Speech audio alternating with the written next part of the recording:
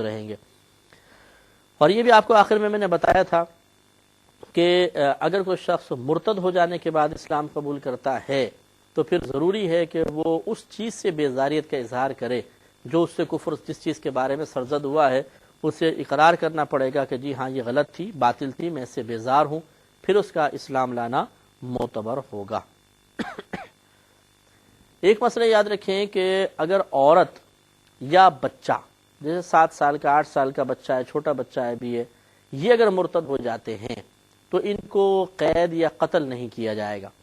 منع کیا ہے،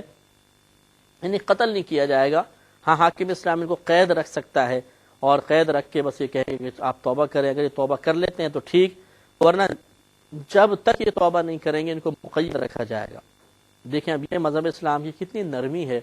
کہ ایک عورت کے لیے، ایک بچے کے لیے آسان سزا رکھی ہے، مرد کے لیے قتل کی سزا ہے لیکن عورت اور بچے کے لیے صرف قید کی سزا ہے۔ کون کہتا ہے کہ اسلام سخت سزائیں ہی پسند کرتا ہے؟ اسلام تو معاشرے کو گندگی سے بچانے کے لیے صرف سزا تجویز کرتا ہے، اور اس میں بھی احترام انسانیت، اس میں بھی جنسیات کا لحاظ رکھتا ہے کہ کون سی جنس سامنے ہے، ضعیف ہے، طاقتور ہے، کمزور ہے، کم عقل ہے، بے عقل ہے، نہیں ہے، ان سب کا اعتبار کر کے ایک حکم لگایا جاتا ہے۔ تو اگر آپ تھوڑا سا کوئی بغض و عناد اور حسد سے ہٹ کر مذہب اسلام کی تعلیمات کو دیکھیں تو اس سے زیادہ شفاف اور نفیس تعلیمات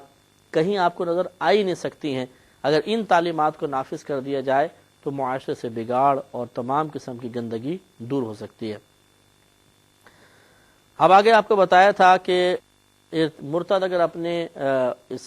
گناہ سے توبہ کر لیتا ہے، ارتداد سے توبہ کر لیتا ہے تو اس کی توبہ یقیناً مقبول مانی جائے گی، اور ہم کہیں گے ٹھیک ہے بھئی یہ مسلمان ہو گیا، بشرطے کہ گستاخ رسول نہ ہو۔ یہ جو کہا جاتا ہے نا کہ گستاخ رسول کی توبہ قبول نہیں، اس سے مراد یہی ہے کہ اس کو قتل کیے بغیر چھوڑیں گے نہیں، ورنہ توبہ اللہ کی بارگاہ میں مقبول ضرور ہوگی اس کی، اگر وہ توبہ کر لیتا ہے بالکل مقبول ہوگی۔ جیسے بہت سے لوگ جو آپ غور کریں مکے میں جنہوں نے پہلے نبی کریم صلی اللہ علیہ وسلم کی شان میں بے حد گستاخیاں کی، کیا بعد میں ان کا اسلام معتبر ہوا کہ نہیں ہوا؟ بالکل ہوا۔ تو اس لیے یہ نہیں ہے کہ اس کا معتبر نہیں ہوگا، اسلام معتبر ہوگا۔ جیسے کہ آپ نے اگر میرے الفاظ پہ غور کیا ہو کہ وہ بالکل مسلمان مانا جائے گا، اگر اخلاص سے اسلام قبول کیا ہے تو جنت میں بھی جائے گا، اللہ تبارک و تعالیٰ اس سے درگزر فرمائے گا، اس کی رحمت سے یہ امید ہے۔ لیکن یہ جو جملہ کہا جاتا ہے کہ اس کی توبہ قبول نہیں ہے گستاخ رسول کی، اس کا مطلب صرف اتنا ہے کہ حاکم اسلام اس کی توبہ کو قبول نہیں کر سکتا، وہ اسے قتل ہی کروائے گا۔ میں بہک سکوں یہ مجال کیا، میرا رہنما کوئی اور ہے۔ تو اب ایک اور صورت ہے توبہ کرنے کی۔ توبہ کی ایک اور صورت ہوتی ہے کہ اگر بالفرض مرتد نے پہلے خود اقرار کیا تھا کہ میں نے ارتداد کیا، معاذ اللہ ثم معاذ اللہ، یا 2 عادل گواہوں نے جا کے حاکم اسلام کے سامنے گواہی دے دی کہ جس شخص سے ارتداد سرزد ہوا ہے، لیکن وہ شخص بعد میں خود اپنے اس مرتد ہونے کا انکار کر دیتا ہے کہ نہیں میں ایسا نہیں کیا تھا بلکہ میں غلط بیانی کر رہا تھا، یہ یوں تھا، اس طرح تھا، اور میں مرتد نہیں ہوں، تو اگر وہ ارتداد سے انکار کر دے بلکہ اس سے بیزاریت کا اظہار کرے تو اس کو بمنزلہ توبہ لیا جائے گا۔ یہ نہیں کہیں گے کہ ہم اب شاید یہ بچنے کے لیے جھوٹ بول رہا ہے، بلکہ اس کو بمنزلہ توبہ لیں گے، اور بمنزلہ توبہ لینے کے بعد اس سے وہی درگزر والا معاملہ کیا جائے گا، بشرطے کہ گستاخ رسول نہ ہو، ورنہ وہی سزا ہے جو آپ کی خدمت میں عرض کی تھی۔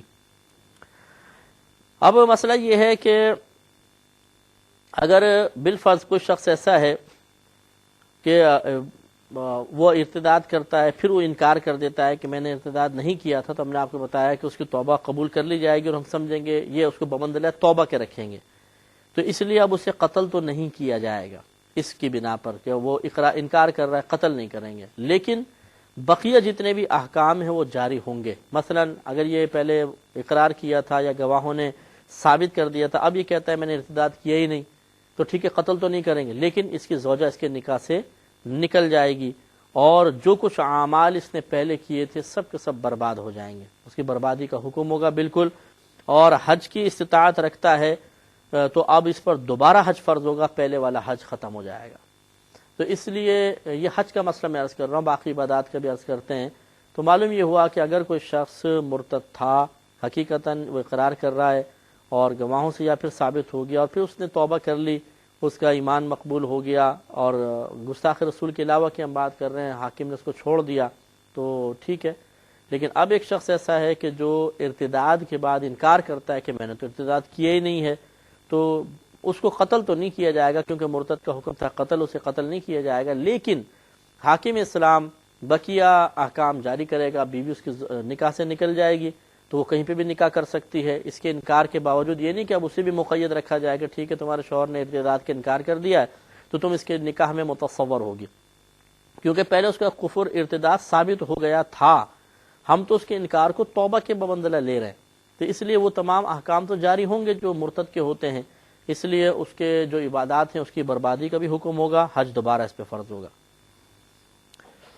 اب مثال کے طور پہ کوئی شخص مسلمان تھا، اس نے عبادات کی، نمازیں پڑھی، روزے رکھے، حج کی، زکوٰۃ ادا کی، اور کچھ نمازیں اس کی قضا بھی تھی مثال کے طور پر، اب معاذ اللہ ثم معاذ اللہ مرتد ہوا تو پچھلے سارے اعمال تو برباد ہوئے، اب وہ دوبارہ اسلام لایا تو اسے کون کون سی عبادات ادا کرنی ہوں گی؟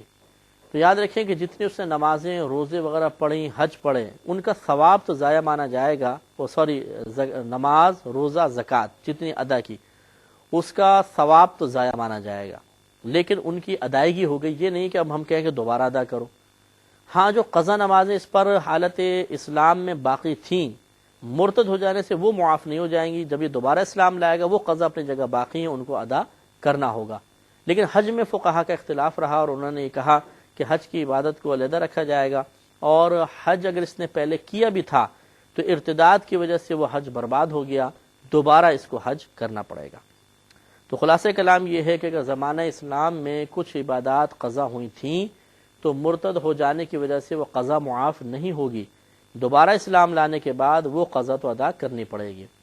باقی اس نے جتنی عبادات ادا کی تھیں حج کے علاوہ ان کا ثواب ضائع ہو جائے گا، لیکن وہ عبادات اپنی جگہ قائم ہیں، انہیں دوبارہ ادا کرنے کی حاجت نہیں، حج اس کا ضائع تصور کیا جائے گا، حج کو دوبارہ کرنا ہوگا۔ اب یہ دیکھیں آپ کو بتایا تھا کہ اگر کفر قطعی ہو، یعنی اس کو کفر صریح بھی کہتے ہیں، کفر قطعی کہہ لیں، کفر التزامی کہہ لیں، کفر اتفاقی کہہ لیں، 3-4 اس کے نام بن جاتے ہیں، اس کی وجہ سے آپ کو پتہ ہے کہ زوجہ فوراً نکاح سے نکل جاتی ہے۔ اگر یہ اسلام لاتا ہے تو پھر اس کی بیوی کو یہ اگر اس عورت سے شادی کرنا چاہے اور عورت بھی اس کے ساتھ راضی ہو تو دوبارہ نکاح کرنا پڑے گا۔ تو چنانچہ جب یہ مثال کے طور پہ ایک شخص مسلمان تھا، کافر ہو گیا، عورت نکاح سے نکل گئی، چاہے یہ مطلب اہل کتاب کے کسی مذہب کو اختیار کرے لیکن وہ کفر تو ہے، تو اس لیے اس کی زوجہ اس کے نکاح سے نکل جائے گی۔ اب یہ جب مسلمان ہوگا تو اس کی زوجہ کو مجبور نہیں کر سکتے ہیں کہ تم اسی شخص سے نکاح کرو، بلکہ اس عورت کو اختیار ہوگا، اگر وہ چاہے تو ٹھیک ہے بھائی میں اسی شوہر کے ساتھ رہنا چاہتی ہوں، دوبارہ نکاح کروا دیا جائے گا، اور اگر وہ عورت کہتی ہے میں نہیں رہنا چاہتی ہوں شخص کے ساتھ، میں کسی اور کے ساتھ نکاح کرنا چاہتی ہوں، تو حاکم اسلام اسے مجبور نہیں کرے گا، نہ مذہب اسلام اسے مجبور کرنے کی اجازت دیتا ہے، تو وہ عورت دوسرے کسی کے ساتھ بھی نکاح کر سکتی ہے۔ اور بالفرض خدا نخواستہ ہم پہلے آپ کو بات بتا چکے ہیں کہ کوئی مرتد ہوا اور مرتد ہو جانے کے بعد عورت اس کے نکاح سے نکل گئی لیکن وہ پھر بھی زوجہ کو قریب رکھے ہوئے ہے، تو یہ گناہ کبیرہ ہے، اس پہ اور احکام بھی ہیں جو انشاءاللہ اگلے پروگرام میں عرض کریں گے۔ وآخر دعوانا ان الحمدللہ رب العالمین۔